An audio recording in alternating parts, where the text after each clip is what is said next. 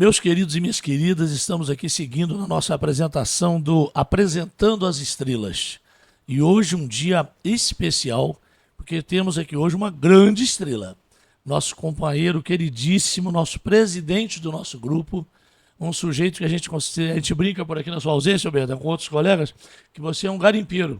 Porque você procura, você acha, você de alguma forma é o responsável por todas as estrelas do grupo, que você pessoalmente foi atrás de cada um. Nós estávamos conversando com o Tininho em outro tempo aí, e falando que você foi lá na zona rural de Aventura de Marinópolis garimpar o Tininho. Então, este é o nosso garimpeiro, nosso presidente ilustre, nosso querido Oberdan. Olá, pessoal. O Márcio, muito obrigado pelo convite, né? O Caio, da equipe técnica. Legal, Caio, estar aqui sendo dirigido tecnicamente por você, viu? Um abraço especial para todos os nossos ouvintes, todas as pessoas que nos assistem. É um prazer muito grande participar desse momento democrático, desse momento de conversa com a população. Quem pretende ser um candidato a vereador, ser um futuro vereador, né, ser um parlamentar, ele precisa de estar parlamentando, conversando, né? E esse espaço, eu acho que é um espaço muito interessante que você idealizou, Márcio, junto com a sua equipe, para estarmos conversando, parlamentando com as pessoas. Porque a gente tem visto, tanto em âmbito nacional quanto em âmbito municipal, um rosário desfiado de brigas, de agressões, né? E muito poucas propostas sendo discutidas mesmo e debatidas. Ainda bem que vão ter os próximos debates. Esse mês de setembro, segunda quinzena de setembro, vai ser uma quinzena rica de debates, né? É Eu quero ver verdade. você, Márcio, meu candidato a prefeito lá, tá deslanchando nos debates como você deslanchou na sabatina que teve na Rádio Fico muito honrado com a CBN, sua né? confiança e poder ter o privilégio de representar esse grupo, que é um grupo todo especial, né? Nossa equipe, graças a Deus, é uma equipe de alto nível, boa, de gente de caráter, de gente competente, de gente bem intencionada, de pessoas do bem, não é verdade? E além disso tudo que você falou, Márcio, ela ainda é muito representativa da sociedade. É verdade. Você agora estava falando do nosso representante na área rural, né, o Tininho.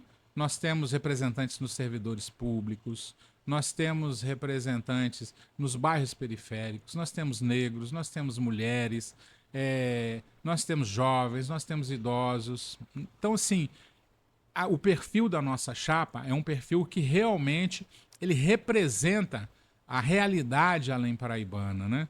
Então isso é muito legal. Foi uma benção, foi um trabalho muito bem feito de representar mesmo a comunidade toda, né? E hoje nós queremos aqui conhecer mais algumas coisas sobre você. Você é o mais conhecido de todos nós, né? Mas às vezes quem está nos vendo não conhece alguma coisa da sua vida pessoal, não sabe há uns quantos anos você tem, sua família, onde você nasceu. Conta umas coisas aí pra gente. Vamos lá, ué. Eu sou Além Paraibano, nasci aqui em Além Paraíba, no Hospital São Salvador, Que honra pra há nós. 59 anos atrás, porque hoje é dia 17 e amanhã, dia 18, eu estou comemorando 59 anos, Meu né? Deus, Meu que dia especial, aniversário. cara. Parabéns. E sou filho do seu Sebastião Rocha. Sebastião Rocha foi um trabalhador rural de enxada que, com 19 anos, migrou para a cidade em busca de melhores condições de vida, melhores condições de saúde, porque ele tinha um problema cardiológico grave também. Minha mãezinha, Dona Rosa, também foi trabalhadora rural. Quando eles migraram para aqui, para em Paraíba, eles começaram a trabalhar na fábrica de tecidos, Márcio. Que legal, cara. Na fábrica de tecidos. Depois, o meu pai fez um curso por correspondência. Ele fez de quinta a oitava série na Senec à noite, trabalhava durante o dia, já com 30 e tantos anos. Quando eu era recém-nascido, 1 ano, 2 anos, ele me levava às vezes para a escola, né, para ficar um pouquinho comigo, porque ele viajava muito, era mecânico, dava assistência técnica em vários municípios. E às vezes ficava 2, 3 dias fora de casa, né? Então, assim, às vezes ele aproveitava o momento que ele ia para a Senec, lá, Dona Elsa, seu Joel, uma série de educadores, né, ilustres, e eles deixavam ele me levar para lá, eu ficava brincando lá num cantinho, E aprendendo. Quando eu tinha 5 anos de idade, eu já falava mais de 300 palavras em inglês. Rapaz, que Eu legal, ficava cara. prestando atenção, né? E meu pai era um ídolo, né? Meu pai era um ídolo, pai da gente, né? Imagina vocês todos que estão nos ouvindo aí, nos assistindo, principalmente nós que somos de origem humilde, o nosso paizinho é um super-herói, né? Porque para sustentar naquela época, ganhando salário mínimo, né? Com todas as dificuldades que se tinha em tudo, de tecnologia, de organização da sociedade, organização dos sistemas de saúde, organização da educação, era muito mais difícil. E nossos pais cumpriram na medida do possível, dentro das responsabilidades dele, e fizeram o melhor que para nós, né? E meu pai, ele é um grande exemplo para mim, ele é exemplo no campo da personalidade, exemplo no campo é, da religiosidade, exemplo no campo da hombridade. Então, assim, quando eu falo no meu pai, eu chego até a ficar emocionado, porque realmente é, é uma honra muito grande ter tido o pai que eu tive, né? Um trabalhador e que sempre foi um herói para mim. Muito justo, tudo isso. Você sabe que eu tive o prazer de conhecer o seu pai, né? E realmente um homem educado, um homem extremamente religioso. Nunca vi seu pai falar um palavrão, ficar de mau humor, nem quando um trabalho dava errado. Atendia essas donas de casa tudo aí com máquinas quebradas para tudo que é lado, com um carinho, levando uma palavra de esperança, de amor em cada casa. Eu tive esse prazer, cara. Posso falar porque eu tive esse prazer de conhecer seu pai. E dali que acabei te conhecendo desde criança também, né? Esse é o pai realmente, e tudo que você fala dele é justo, porque ele foi um grande homem. Podemos ter juntos esse orgulho que eu conheci. E assim, para nós de família humilde, nossos pais realmente são muito heróis, né? Talvez nós dois tenhamos sido dois homens muito abençoados em paz, né? Graças a Deus por isso, né, Alberto? É verdade, eu vi você contando histórias sobre seu pai, né? Eu conheci seu pai muito pouco, mas lembro dele um pouquinho, seu Moisés Valverde.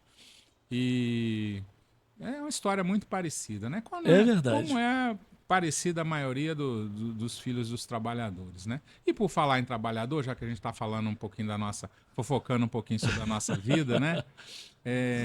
Eu comecei a trabalhar com 14 anos no Senai. Fiz o processo seletivo, passei aqui na rede ferroviária, né? Na rua 1º de Maio. Naquela época era um privilégio, né, cara? Era uma prova difícil, né? Os meninos que Sim, entravam eram meninos bons. Eu me lembro que entrar no Senai dava um status assim pro aluno. Falei, esse cara é bom, né? verdade. Aí depois eu segui mais ou menos o seu exemplo, porque eu fiquei sabendo que tinha um processo seletivo para office boy no Banco Nacional. E você foi office boy Do Banco do no Banco do Brasil. Brasil, né? É Também verdade. com 14 Com anos, 14 anos. nessa parte. E eu não tinha nem feito 15 anos ainda e fiz o processo seletivo para o Banco Nacional e comecei a trabalhar no Banco Nacional como office boy.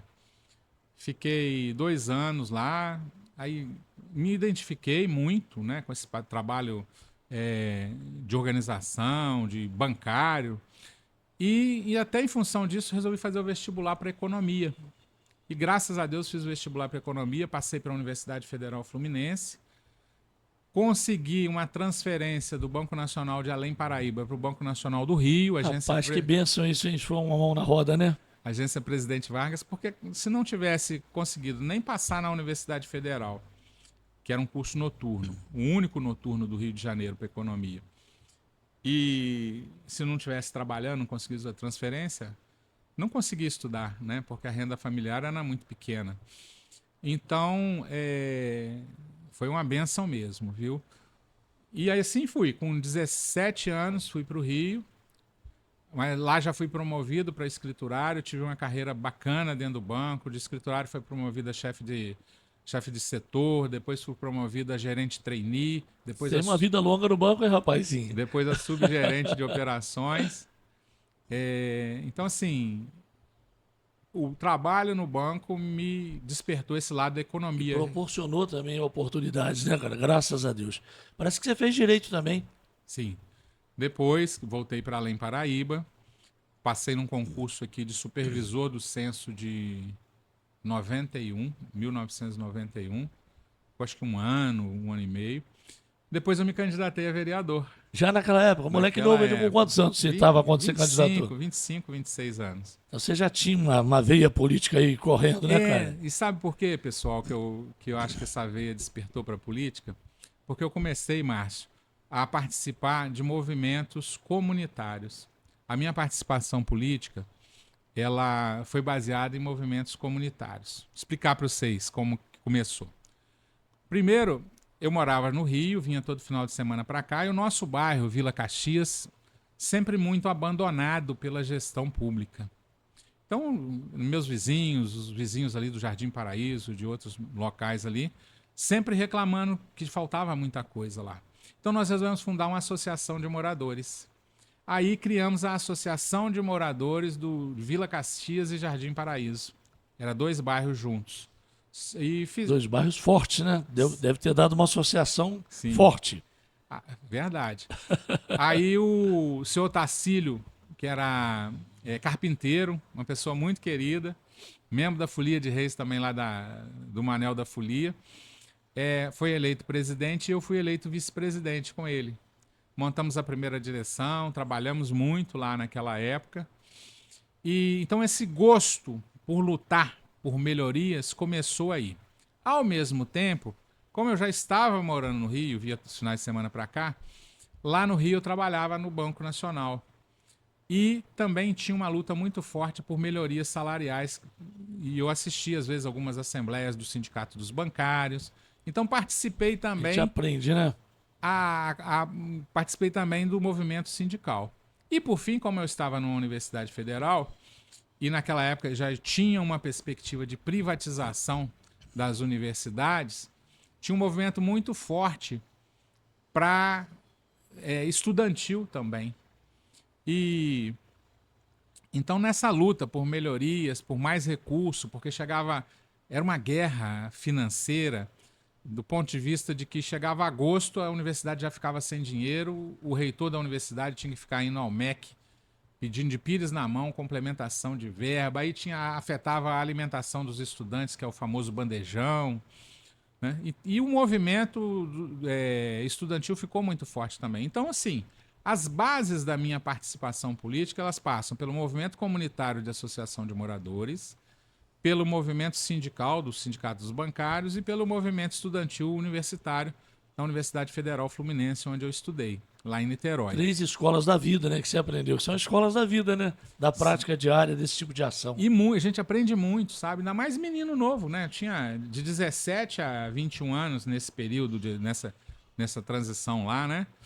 E isso foi muito legal.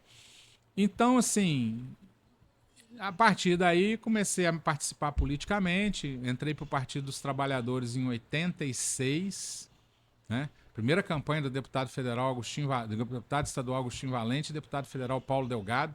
Você que é da saúde, Paulo Delgado lutou muito pela saúde mental, né? Tive o prazer de conhecê-lo, professor em Juiz de Fora, né? Que eu estudava lá. O PT lá é muito forte, sempre foi em Juiz de Fora. E esse movimento antimanicomial, né? E aí o Paulo Delgado tinha laços com a Lei Paraíba. Casado com a filha do Dr. Ricardo. Que era, né? membro da Igreja Metodista, Exatamente. que a sua família também participava, Exatamente, não é isso? É verdade. Agora eu estou lembrando desse detalhe. E comecei a participar. Então, disputei em 1993, 93, 94, 1992, disputei minha primeira eleição para vereador. Era um bando de meninos, né, de jovens, começamos a nos articular lá na Caxias, os amigos lá da Caxias. E já foi pelo PT. E já foi pelo PT. E fui vitorioso. Foi vitorioso na primeira, na rapaz. Primeira que eleição, coisa maravilhosa, hein? Nós tivemos 272 votos. Que hoje em dia o PT está estruturado, enraizado. Estamos na presidência da República, é um sonho realizado, né? Mas em 92 era um partido verde ainda, né? Muito combatido, muito discriminado, né? Você deve ter enfrentado muito esse tipo de coisa na época, né? Sim. Algumas pessoas de uma geração, uns 4 a 5 anos antes de mim, que foram fundadores do PT mesmo, eu não fui fundador, eu entrei um pouco depois, mas eles falam que nos primeiros comícios aqui em Além Paraíba, o pessoal da polícia, da P2, acompanhava os comícios, na polícia secreta. Como se fôssemos bandidos, né? Então, era um tempo... Estava recém-saído da ditadura, né? Um período de transição. Tinha muito medo ainda das pessoas participarem. E política, Márcio, sempre foi uma política de hierarquia, né? Parece que isso vem herdado do tempo dos reis, né? É o rei, o filho do rei sucedendo, o príncipe, né? E por aí vai. E a gente, desde a política chamada do coronelismo, é sempre o filho do fazendeiro, né? O filho do líder político, do prefeito, do deputado, né? É que tem as maiores chances. Hoje não é muito diferente, não. A gente vê filho Ainda de existe político uma influência sucedendo ainda, né? isso, né? O poder econômico prevalecendo muito. Por isso que eu acho que o nosso papel, de todos nós candidatos a vereadores pelo PT, né, o seu papel e da Magali também enquanto candidatos, é um papel de resistência também, né? Porque nós somos fora da curva, nós somos fora do padrão. Tanto eu como você somos filhos de trabalhadores rurais, né? Nós não somos filhos da elite política de Além Paraíba, da elite econômica de Além Paraíba. Então eu acho que esse é um diferencial muito grande. E na minha concepção, quem já vivenciou dificuldades, ele tem muito mais chance de participar tanto do poder legislativo quanto do poder executivo, fazendo uma gestão mais sintonizada com os anseios populares, daquela massa que passa por dificuldades mesmo, né? A gente vê muito, infelizmente, prefeitos fazendo obras nos bairros ricos, nos bairros onde moram os ricos, nos bairros centrais da cidade, e onde precisaria ter uma carga, uma intensidade de mais obras, de mais investimentos, tem menos do que deveria, né? Eu vi agora há pouco um vídeo que você fez e até chama a atenção de todos os ouvintes aí para assistir na internet. O Márcio falando das prioridades do governo dele, fala da área da saúde como prioridade principal, fala do orçamento participativo.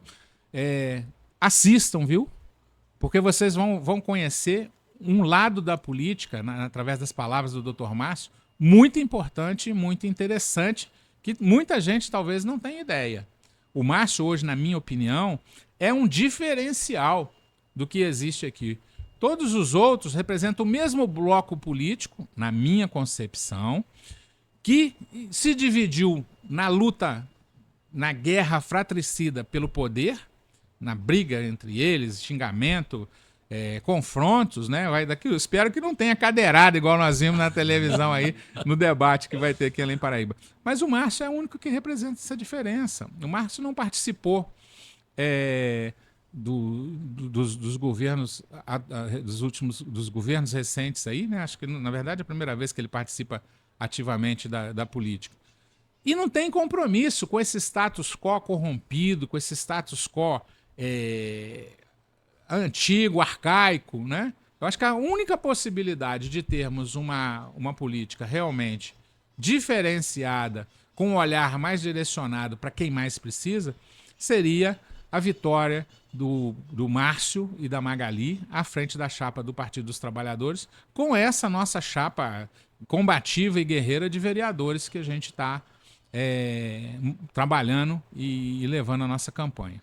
Então, fica aqui um chamado, viu, queridos ouvintes? Nesse momento decisivo, nesses 20 dias, 19 dias que estão faltando, analisem com carinho. Agora, como diz lá na roça, né, os meus antepassados do Márcio, está na hora da onça beber água, né? É agora que é preciso diferenciar, como dizem os religiosos, o joio do trigo.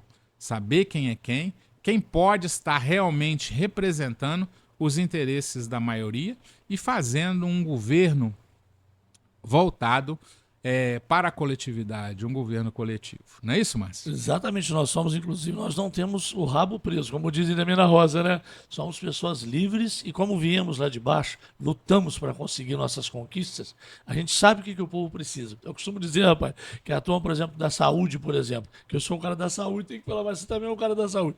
Mas aí, sobre saúde, eu digo sempre que às vezes o gestor não usa o SUS.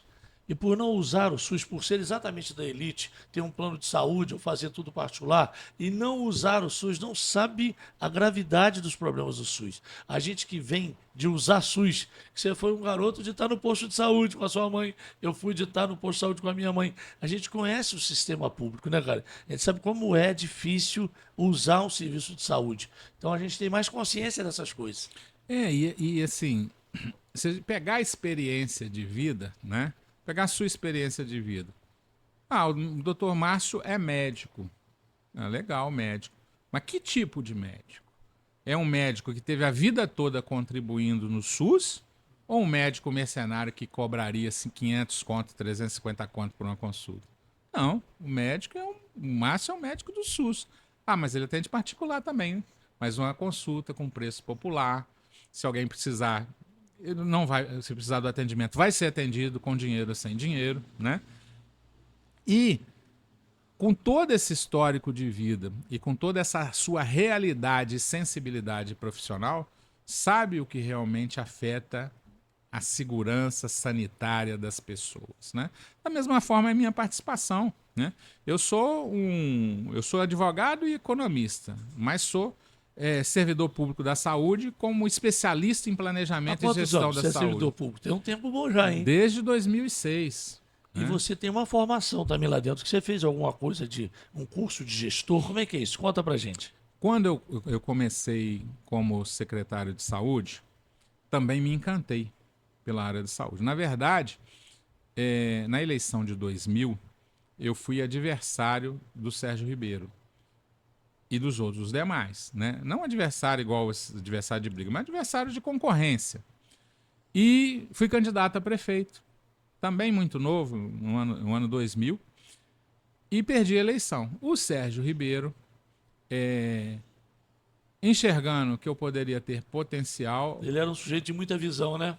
é, Valorizava até os inimigos, né?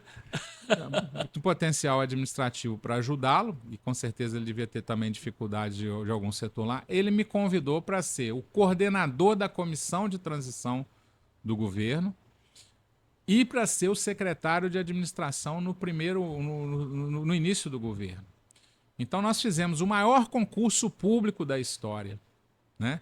Nós fizemos um concurso com 398 vagas e eu coordenei junto com o Dr. Fernando Cortes a organização desse concurso e junto com o prefeito Sérgio. Todo o reequilíbrio, porque na época não tinha lei de responsabilidade fiscal, então o prefeito podia passar para o outro com dívidas. Todo o reequilíbrio financeiro do primeiro ano nós fizemos, né? Quando tinha uma terceirização horrorosa da cidade, da coleta de lixo, né? E fizemos uma licitação, o prefeito comprou 3 carros, 3 caminhões prensa e municipalizou. Então a coleta de lixo que era terceirizada passou a ser municipalizada, com gestão da própria Secretaria de Obras e Serviços. E com isso, o serviço passou a ser mais efetivo, melhor, a cidade começou a ficar mais limpa e também o custo foi pela metade. Que é um projeto que nós temos agora, né, cara? No nosso grupo, né? Sim. Para realizar de novo isso, né? É imprescindível, né? Hoje, a reclamação que se faz, né, principalmente na periferia, de que são pedidos várias ações públicas e a prefeitura fala que não tem dinheiro, mas a gente vê dinheiro escorrendo em contratos que, se fosse feito de uma forma alternativa, né, poderia ser mais econômico para a administração e sobrar mais recursos para fazer as obras e serviços aonde precisa. Então, quando você topou colocar esses pontos no seu plano de governo, eu fiquei muito feliz, porque realmente são soluções que vão atender a real necessidade da gestão administrativa e vai ampliar os recursos, vai sobrar mais recursos para fazer mais, para quem mais precisa. E como é que você foi parar em Leopoldina? Me conta essa história, que você esteve em Belo Horizonte também, trabalhando, não teve um tempo? Foi. Em Leopoldina, eu estava como secretário de saúde, né? Fiquei encantado também o Serginho me chamou primeiro para ser secretário de administração. Fiquei 1 ano e 3 meses. Teve uma crise de saúde muito grande, com a dengue estourando, uma primeira epidemia de dengue muito forte. Eu lembro de uma fortíssima, né? Uma das maiores, né? Isso. e crise de desabastecimento de medicação também. Então o Serginho chegou num determinado momento, ele me pediu: o Berdan, queria que você fosse lá para a saúde para você organizar aquilo. Falei: mas Serginho, eu não entendo de saúde, nem sei, não passa por mim, nunca passou pela minha ideia de ser secretário de saúde. Ele falou: não, mas você entende de administração. Pode ir que você vai ajudar a organizar, eu vou pedir um médico e uma enfermeira para te dar o suporte técnico que você precisa. E aí fui. Com um mês nós passamos para dengue zero, né? De dengue de 400 casos mês, passamos para comprovados, 400 casos mês comprovados, nós passamos para dengue zero. Em um mês, vitória um mês e espetacular, meio. hein? Conseguimos resolver o Aí problema. você pegou gosto, hein?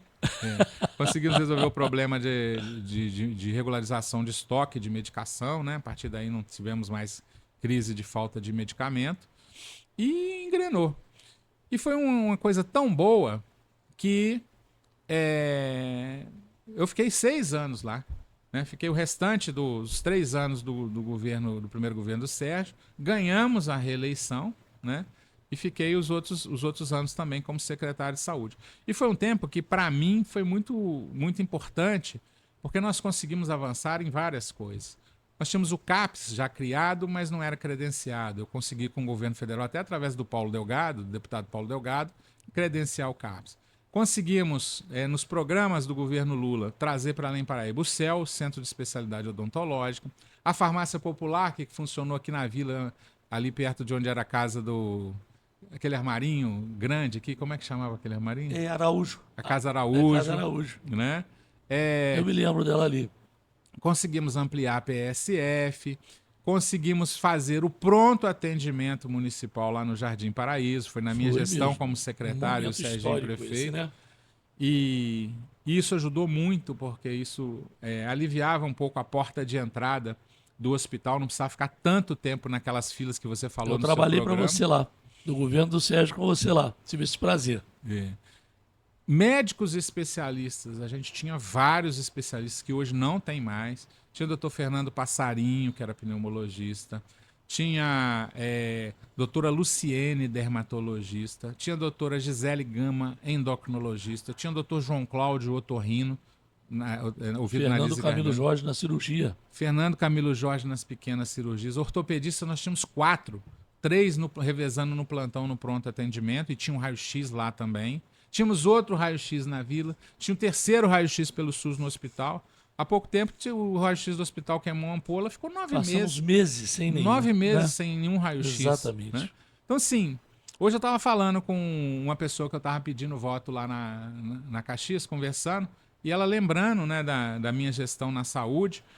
Aí eu falei: ó, a nossa proposta do Dr. Márcio como prefeito, da Magali como vice, e da nossa chapa de vereadores, e se eu for eleito eu vou lutar muito por isso também, é que a gente resgate, melhore a situação da saúde, que hoje está muito difícil.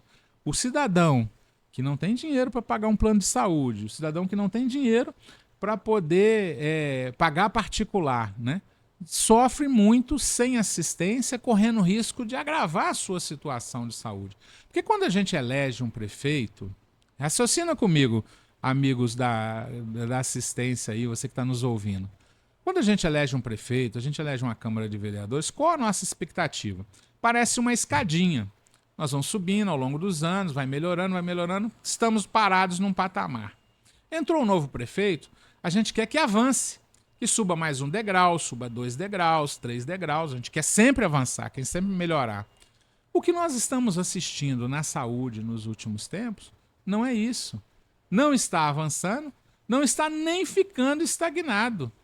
Nós estamos vendo alguns retrocessos terríveis, né? Nunca podia imaginar na minha vida que nós teríamos fila de exames de laboratório 2, 3 meses, né? Quando eu fui secretário de saúde, a gente tinha um laboratório credenciado, igual tem hoje, mas nós tínhamos o laboratório municipal na vila. No laboratório municipal na vila, Marcos, você já trabalhou na vila? Trabalhei na vila. Nós tínhamos 2 farmacêuticos bioquímicos, 4 técnicos de laboratório e 2 administrativos, um para recepção e um para digitar os exames, né? Então, os exames mais simples, Exames de sangue mais simples, exames de urina, exames de fezes eram feitos no laboratório da vila. Então você atendia 60% a 70% da população. E a gente só pagava os laboratórios terceirizados no exame mais sofisticado, que precisava de kits mais desenvolvidos, que a gente às vezes não tinha, ou que não tinha escala para produzir isso em Além Paraíba, né? E terceirizava para o laboratório. O laboratório às vezes terceiriza até hoje para o laboratório Pardini, né? Mas então não faltava recurso. O máximo que poderia ter uma fila de espera é de uma semana. Eu me lembro que o Serginho, quando assumiu, ele fez um mutirão para acabar com a fila de exames. Você lembra disso? Você já devia estar lá com ele. Ele fez um mutirão. Tem um monte de exames? Fazemos um mutirão, contratou laboratórios ali para fazer um trabalho extra para acabar com a fila. Eu achei aquilo muito inteligente. E acabou com a fila. Quer dizer, é possível, né? E hoje, rapaz, você vê que, por exemplo, o hospital está numa situação muito mais fácil da gente intervir do que estava no seu tempo. Que no seu tempo não tinha essa intervenção direta da prefeitura, você trabalhava, mas tinha uma limitação ali a nível de acesso, porque não tinha essa intervenção. Hoje a gente pode botar a mão dentro do hospital para fazer a coisa direito, né? Porque temos esse poder, mesmo que provisório, não se sabe por quanto tempo, mas existe essa nova possibilidade de ação. E tem uma outra coisa, acho muito importante para somar o que você está falando, é que hoje nós temos acesso ao governo federal, né? Nós somos do mesmo partido que está governando a presidência da República, o Ministério da Saúde.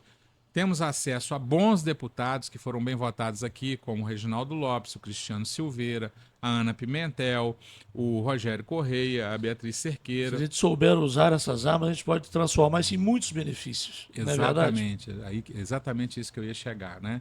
Então acho que o eleitor precisa também pensar numa questão pragmática, né? Somos o único partido com acesso agora direto ao governo federal nesse momento, né? Sorte nossa, né? Mas a gente pode transformar esse benefício para o cidadão.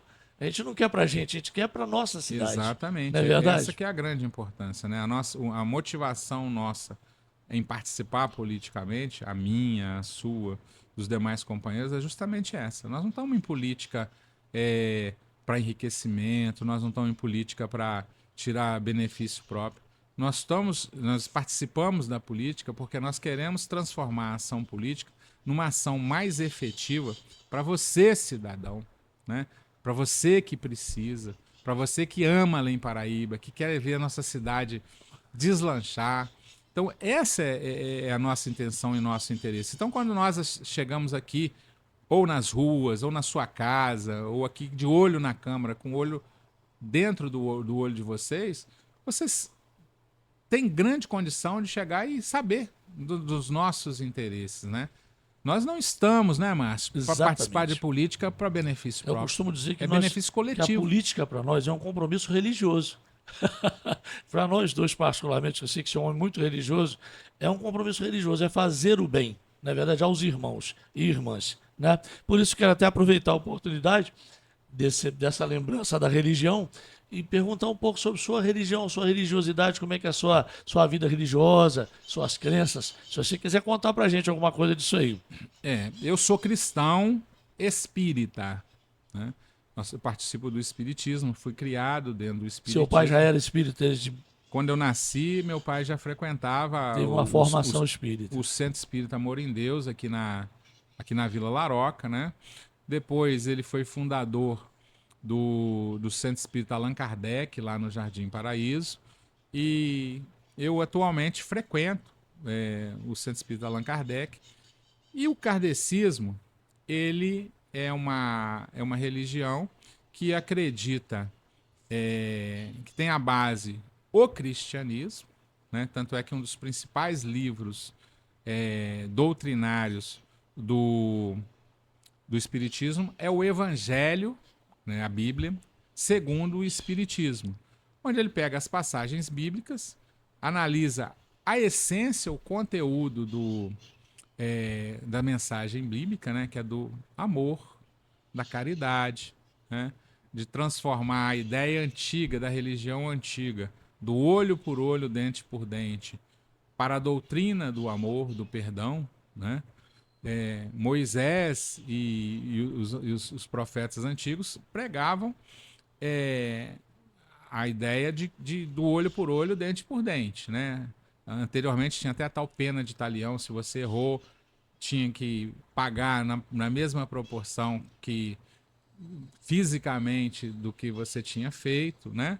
Mas isso foi evoluindo e com a chegada de Jesus, Jesus plantou a mensagem maior, que é do amor e da caridade, né? Exatamente. Os principais pilares do cristianismo. E o espiritismo kardecista segue essa linha, né? A única diferença das outras doutrinárias das outras é que ele acredita na questão da reencarnação, acredita na lei da causa e efeito, né? Se você fez algum mal ou algum bem, você vai colher de acordo com o que você plantou. No final das contas, o caminho é um só, não é verdade? Do lado de lá eu sempre brinco, do lado de lá é um lado, é uma coisa só.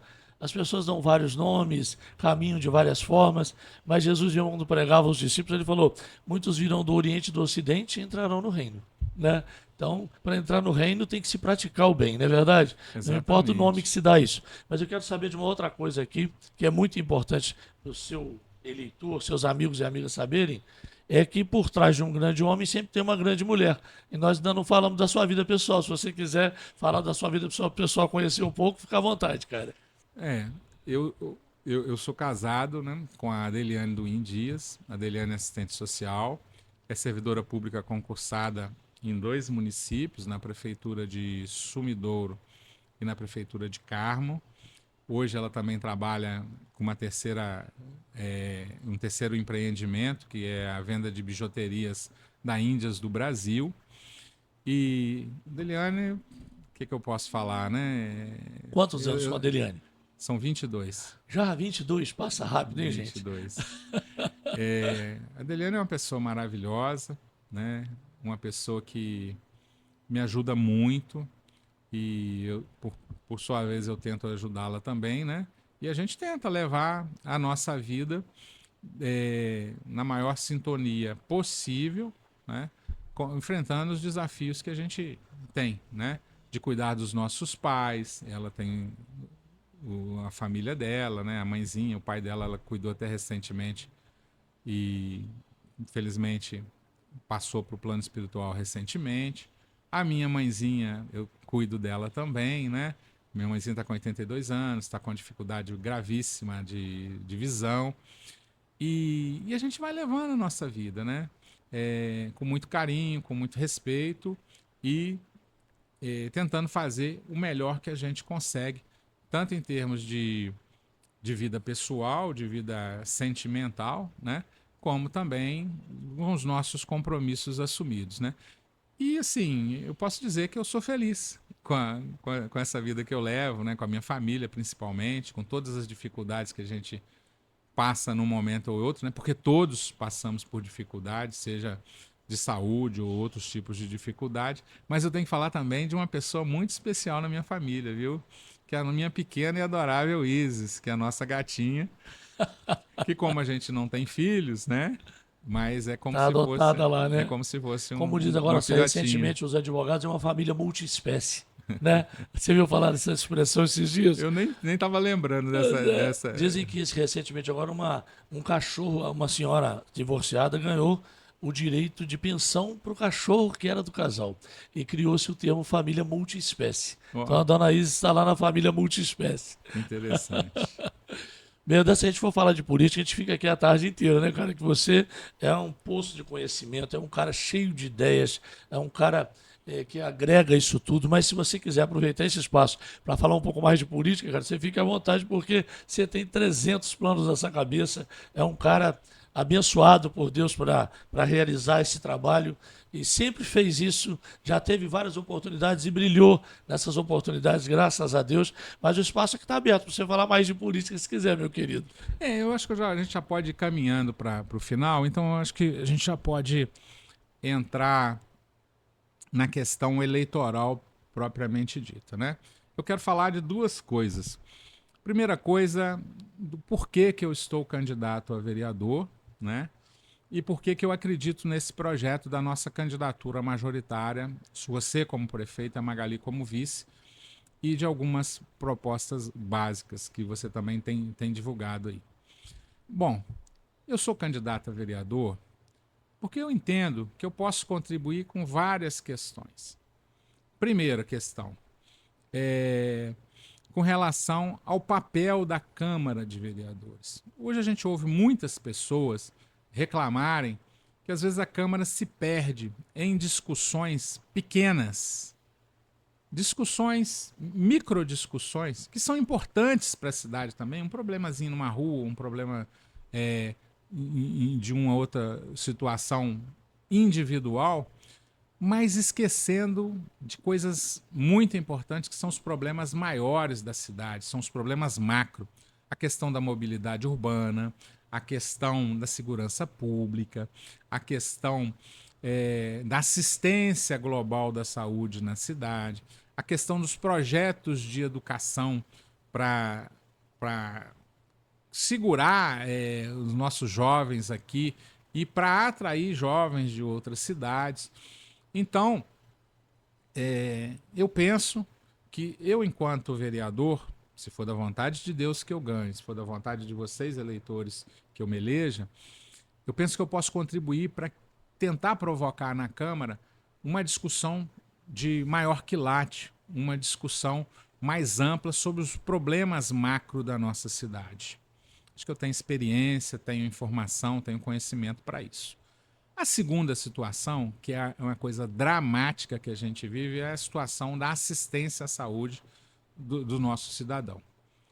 Já falamos aqui no início, né, em termos até de gestão, de quando eu fui secretário de saúde por 6 anos no governo do Sérgio Ribeiro, e a realidade que a gente vive hoje caiu muito. Tem muita coisa que precisa ser restaurada, e é até por isso que eu acredito na competência e na capacidade do Dr. Márcio, principalmente na sensibilidade dele, para a gente avançar. Eu quero lutar muito para a gente melhorar a saúde pública. E se eu já pude participar de um governo e de uma gestão, que eu era o gestor principal da saúde, e nós fizemos muito mais, por que hoje que a prefeitura tem mais dinheiro não consegue fazer? Tem coisa errada aí, né? E eu quero estar com as informações que eu tenho, que eu acumulei ao longo da minha vida, minha formação acadêmica, minha pós-graduação na área de gestão de serviços e sistemas de saúde, a minha função no Estado hoje, que me trouxe muito conhecimento como EPGS, especialista em planejamento e gestão, especialista em políticas e gestão da saúde, que é a função que eu exerço em Leopoldina regionalmente. Eu penso que a gente pode avançar muito, é possível, não é utopia, não é achismo, é uma realidade, né? Dá para fazer. E terceiro, esse nosso papel que o Márcio falou agora há pouco também, nós estamos conversando, sobre a nossa proximidade com o governo federal. Enquanto vereador, eu acredito que eu possa ter mais disponibilidade para ir a Belo Horizonte, para ir a Brasília, para trazermos recursos para Além Paraíba num volume maior. Para vocês terem ideia, eleitores, o presidente Lula autorizou esse ano de 2024 a ampliação de 100 campos, 100 novos campos de institutos federais no Brasil e 8 para Minas Gerais. Como o Cefet em Leopoldina, como o IFET em Rio Pomba, como o Instituto Federal Sudeste em Juiz de Fora, em Barbacena. Tem extensão em Cataguás. Então, nas conversas que nós temos tido com nossos deputados, eu particularmente com o deputado Reginaldo Lopes, e ele até falou isso para você também, Márcio, no encontro que nós tivemos lá no Carlos Gomes, né? Foi sim. Que ele vai tentar trazer um dos 100 institutos federais que vão ser autorizados para o ano que vem para Além Paraíba. Estou afirmando isso, pode divulgar. Falou com firmeza, né? Exatamente. E já tem até uma negociação do Instituto Federal de Juiz de Fora, né? Que sempre você tem um polo que é coordenador, com a prefeitura, na tentativa da prefeitura alugar o Colégio Além Paraíba, que está vazio, né? O antigo CAP, fazer umas reformas adaptativas lá, para que o Instituto Federal aconteça no CAP em Além Paraíba no ano que vem. Então, assim, isso é uma expectativa muito grande. Acho que a gente pode contribuir muito com isso pela nossa ligação política com quem está no poder federal dessa vez. E outras situações, né, que são nossos sonhos. Por exemplo, hemodiálise. Já tem um recurso destinado para construir o prédio da hemodiálise de Além Paraíba. O governo do estado já destinou 4 milhões de reais, 3 milhões de reais para a construção do imóvel e 1 milhão para outros investimentos de funcionamento, né? Então, é uma realidade muito próxima de acontecer. Só que depois vai precisar de ser credenciada o custeio diário disso no Ministério da Saúde. Então, nós temos condição de contribuir para esse tipo de coisa. Outras situações que eu penso assim, às vezes as pessoas pensam quais são as alternativas de crescimento econômico, de geração de emprego. Quem sabe Além Paraíba não pode virar, já é um polo micro, mas bem organizado, com uma gestão da prefeitura forte, com uma gestão sobre o Hospital São Salvador, conseguindo equacionar os problemas que hoje ele tem, principalmente no aspecto financeiro. Quem sabe Além Paraíba não pode conseguir ser também um polo de serviços de alta complexidade. Ah, mas isso é muito difícil e tal. Não, não é difícil. Muriaé não era. Carangola não era. Carangola gigante, né? Carangola é pouco maior do que aqui. Lá tem serviço de neurocirurgia credenciado, tem serviço de cardiologia de alto custo credenciado, e as demandas estão aumentando. Então é preciso expandir.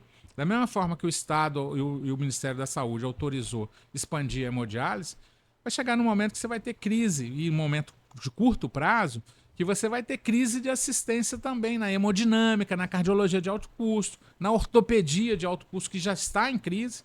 Hoje, para você conseguir fazer uma cirurgia de quadril, uma cirurgia de maior complexidade, você não consegue pelo SUS, demora anos e anos, né?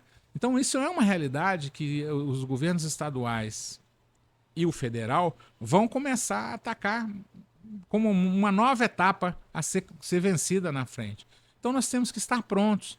E quando o município vira um polo educacional, um polo de saúde, exemplo de Juiz de Fora, né?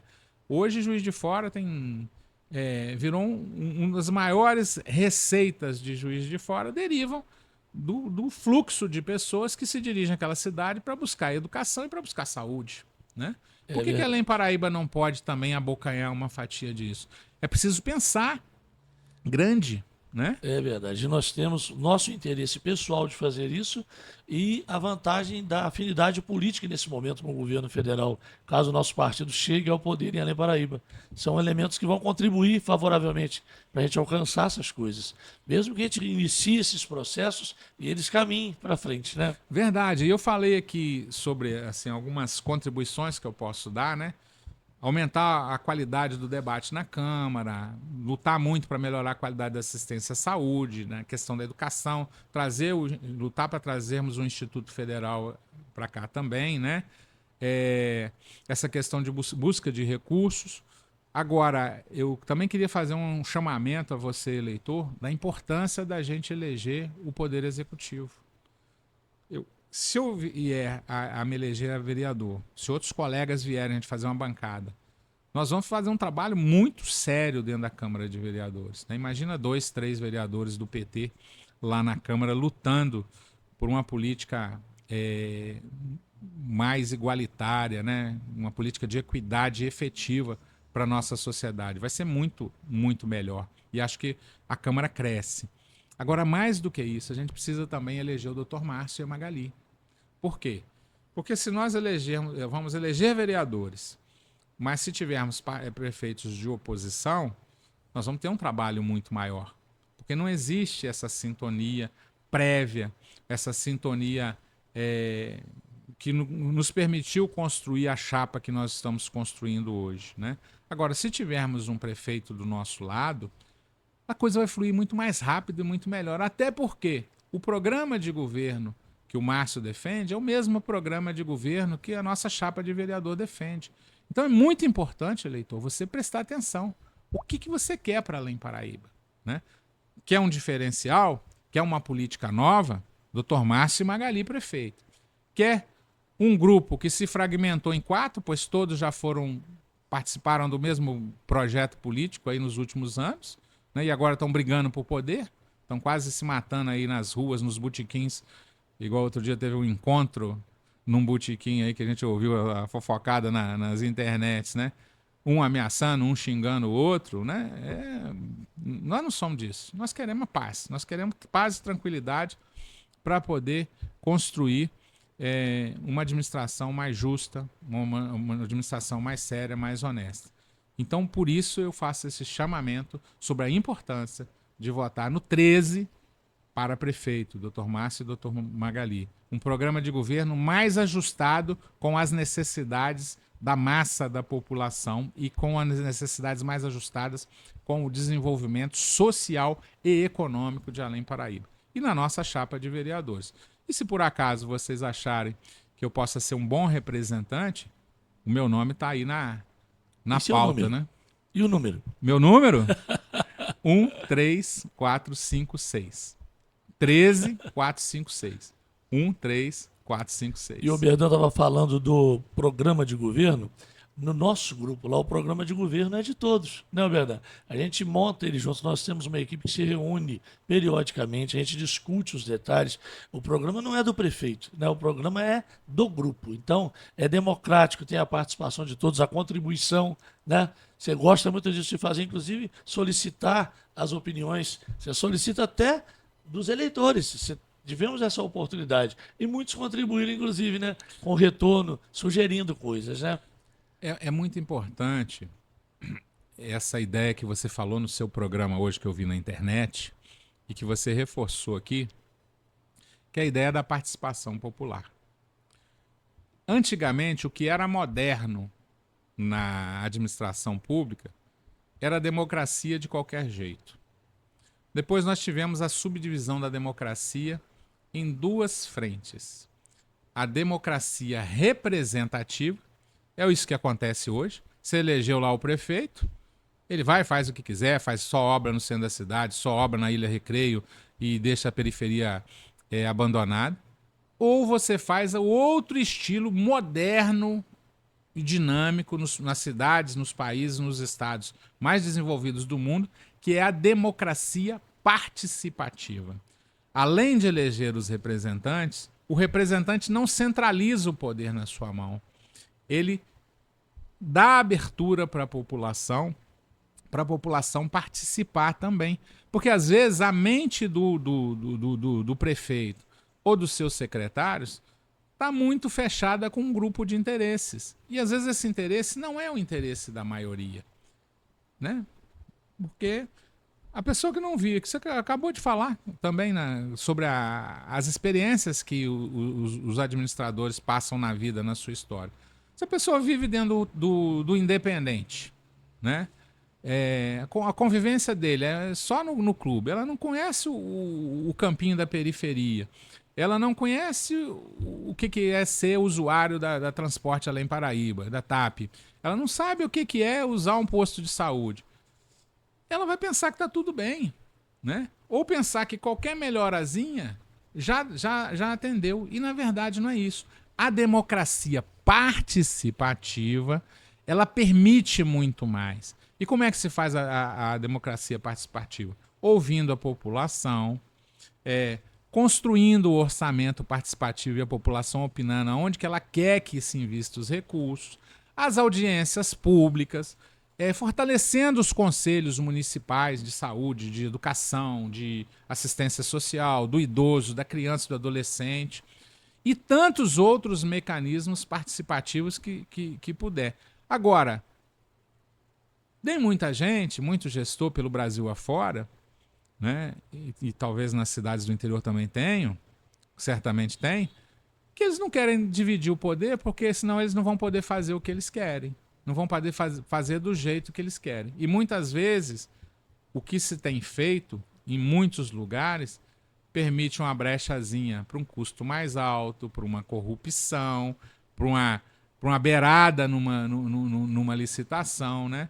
E isso, com certeza, isso é muito ruim para os municípios. E certamente, vocês eleitores, isso vocês podem ter certeza, Vocês não vão ter esse tipo de comportamento errado, desleal, ilegal por parte do Dr. Márcio e da doutora Magali e nem de nós, vereadores do Partido dos Trabalhadores. Duas coisinhas nessa sua palavra. O orçamento participativo, ele já é amparado em lei, né? Já existe lei que ampara esse procedimento do orçamento participativo.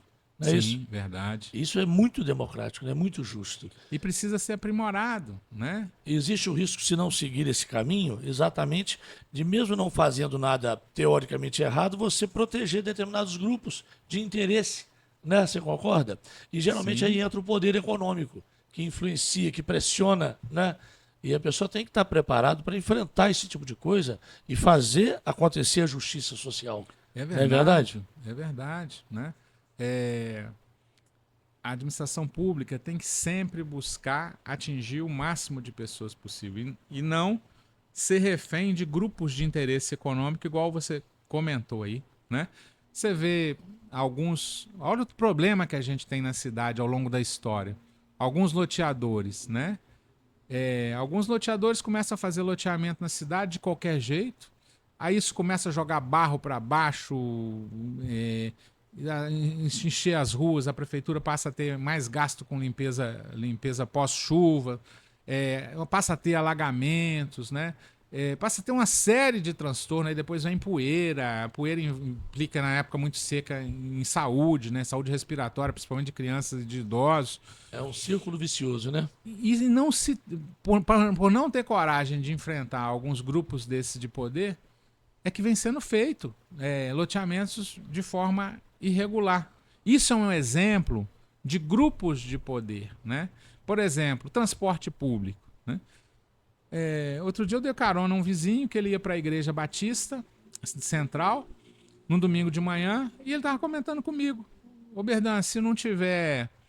Se eu não conseguir uma carona, eu não consigo voltar para casa de ônibus, vou ter que voltar a pé, porque nesse horário de 11h30, meio-dia, não tem ônibus. E acontece muito isso, né? Por que só a empresa que vai determinar aonde e qual horário que ela quer? O poder público não é concedente? Ele precisa determinar, não. Eu quero que atenda os moradores de tal área, né? E não se tem coragem para peitar esses grupos de pressão. Então, tanto esse caso dos loteamentos quanto o caso do transporte público aqui na cidade são dois exemplos de grupos de pressão que mantêm privilégios e interesses, em alguns casos, é claro, não são todos os loteadores, mas alguns loteadores, que têm benefícios em detrimento de alguns prejuízos para grandes setores da comunidade. Então, uma prefeitura independente, uma prefeitura autônoma, uma prefeitura que preza pelo coletivo, ela precisa atuar para quebrar esses, entre aspas, monopólios, né? Exercido por alguns grupos de pressão dentro da prefeitura e que a prefeitura, infelizmente, não tem coragem de romper. Meus amigos, vocês estão ouvindo o Berdan, uma de nossas grandes estrelas, tá? Queria aproveitar esse momento para contar uma historinha para vocês. O Berdan, você está no poder, na presidência do PT há quanto tempo? Em 2019 que eu entrei. Então, o Berdan é o presidente do PT. O Berdan, quanto tempo você é membro do PT? Você falou no 86, parece que você falou que entrou, não foi isso? Foi desde 86 que eu entrei. Entrou garoto, né? Tá ainda novinho em folha ainda. Na verdade, acho que oficialmente eu entrei em 88. 86 eu comecei como simpatizante e me filiei em 88. Depois participamos até 2003. Em 2003 houve um desentendimento aqui no município e eu fiquei fora até 2018, quando me chamaram de volta para ajudar a coordenar a campanha do Haddad aqui na cidade.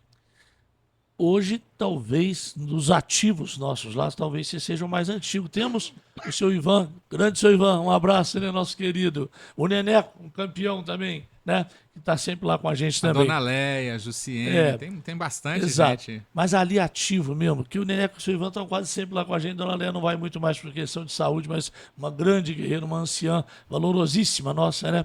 Mas esses meninos antigos, ativos, acho que você talvez seja dos mais antigos. E vocês não sabem que o Oberdan, sendo presidente do PT, sendo um dos seus membros mais antigos e sendo esse vasto conhecedor da nossa política, já tendo sido vice-prefeito, secretário de saúde, vereador 2 vezes, Sim. tá? O Oberdan tinha tudo para ser o nosso candidato a prefeito. E se ele quisesse ser nosso candidato a prefeito, ele seria.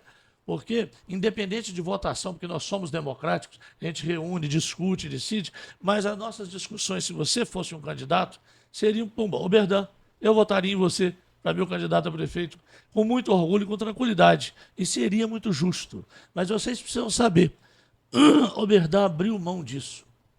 Oberdan foi atrás de mim com o Wellington, nosso jurídico, foi atrás de mim lá no consultório, tive esse prazer de receber esses 2 grandes amigos lá, falou, queremos que você venha colaborar de alguma forma com a gente.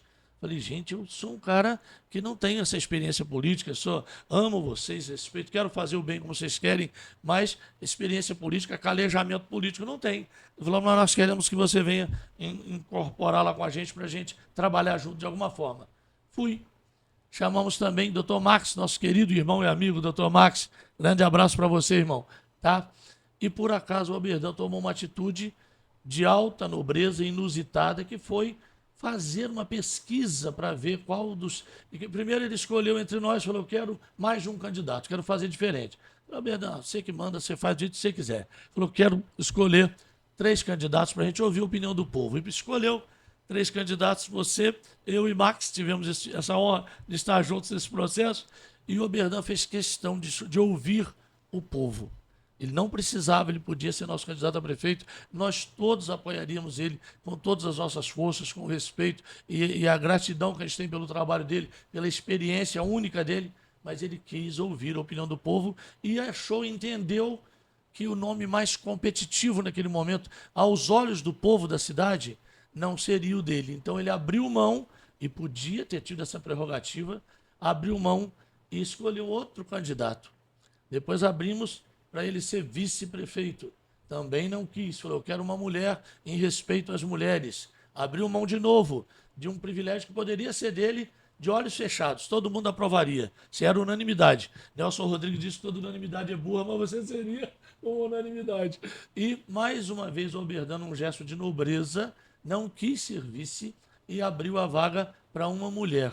Então vocês precisam saber disso para conhecer que nós aqui não temos interesses pessoais, não temos disputas pessoais, nós temos um grupo que a gente é unido, a gente briga, a gente bate de frente, porque todos têm personalidade forte, mas nós somos uma família. E o Oberdan, eu quero registrar isso aqui, Oberdan. Você nem sabia que eu ia fazer isso para você, não, mas eu faço com todo prazer, porque foi uma atitude nobre, e toda atitude nobre merece o reconhecimento de quem toma conhecimento dela.